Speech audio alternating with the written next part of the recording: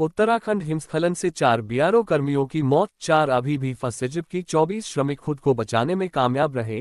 2 दिवसीय ऑपरेशन के दौरान अन्य 23 को जीवित बचा लिया गया है, जिनमें से 8 गंभीर रूप से घायल अस्पताल में हैं। खोज में सहायता के लिए ड्रोन, रडार, स्निफर कुत्तों को तैनात किया जा रहा है। उत्तराखंड के माना गांव में सीमा सड़क संगठन के भवन स्थल पर हिमस्खलन के 2 दिन बाद शनिवार 1 मार्च 2025 को रात में 4 नागरिक श्रमिक अभी भी लापता थे, जो संभवतः 6 फीट बर्फ के नीचे फंस गए थे। समुद्र तल से 10,000 फीट की ऊंचाई पर भारी बर्फबारी के बीच चल रहे बचाव अभियान के दूसरे दिन भारतीय सेना और भारत तिब्बत सीमा पुलिस द्वारा 17 श्रमिकों को बाहर निकाला गया, लेकिन उनमें से 4 ने दम तोड़ दिया और उन्हें अस्पताल में मृत घोषित कर दिया गया। भारी बर्फबारी के बीच बचाव कार्य जारी, 4 बीआरओ कार्यकर्ताओं की मौत, 4 अभी भी फंसे जबकि 24 श्रमिक खुद को बचाने में कामयाब रहे। 2 दिवसीय ऑपरेशन के दौरान अन्य 23 को जीवित बचा लिया गया है, जिनमें से 8 गंभीर रूप से घायल अस्पताल में हैं। खोज में सहायता के लिए ड्रोन, रडार, स्निफर कुत्तों को तैनात किया जा रहा है। शनिवार को चमोली में माना के पास 28 फरवरी को हुए हिमस्खलन के बाद सुरक्षाकर्मी बचाव अभियान चला रहे हैं।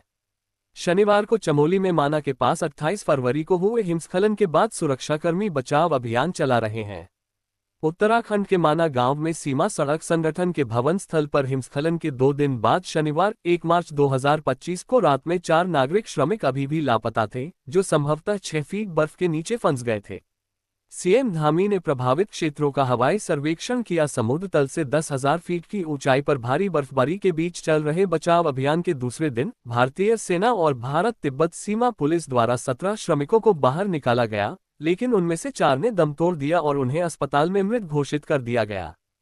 क्षेत्र की ओर जाने वाली 20 किलोमीटर से अधिक सड़क 4 से 5 फीट बर्फ से भरी हुई है और मुख्य राजमार्ग से कट गई है, जिससे बचाव अभियान की कठिनाई बढ़ गई है।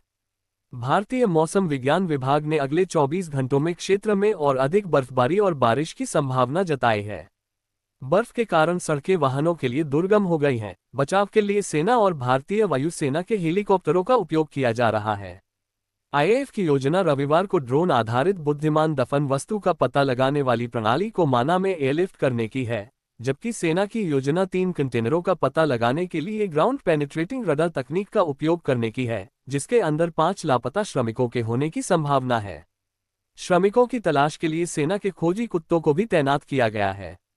उत्तराखंड सरकार के अनुसार बीआरओ स्थल पर 57 श्रमिक कार्यरत थे, जिसे चीनी सीमा से पहले अंतिम गांव कहा जा रहा है। 2 श्रमिक छुट्टी पर चले गए थे, लेकिन माना जाता है कि बाकी साइट पर 8 कंटेनरों में सो रहे थे, जब 28 फरवरी को लगभग सुबह के 5 बजे पर हिमस्खलन उनके ऊपर दुर्घटनाग्रस्त हो गया। सेना की केंद्रीय कमान के general officer commanding in chief Sen Gupta, जो बचाव कार्यों की समीक्षा करने के लिए माना पहुंचे। उत्तराखंड सरकार ने कहा कि बर्फ की स्लाइड से बचने वाले एक श्रमिक के ठिकाने का पता शुक्रवार शाम को चला, जबकि एक अन्य श्रमिक जो साइट से भाग गया था, वह भी शनिवार तक माना में अधिकारियों को सूचित किए बिना अपने गांव पहुंच गया था। शुक्रवार को 10 श्रमिकों को बचाया गया, जबकि शनिवार को 13 अन्य को जीवित बाहर निकाला गया। सेना ने कहा कि शनिवार को बाहर लाए गए 4 अन्य श्रमिकों को बाद में मृत घोषित कर दिया गया।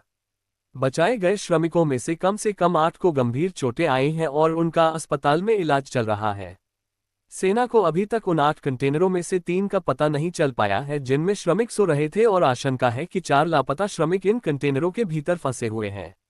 उत्तराखंड के मुख्यमंत्री पुष्कर धामी भी शनिवार को माना पहुंचे और प्रभावित क्षेत्र का हवाई सर्वेक्षण किया।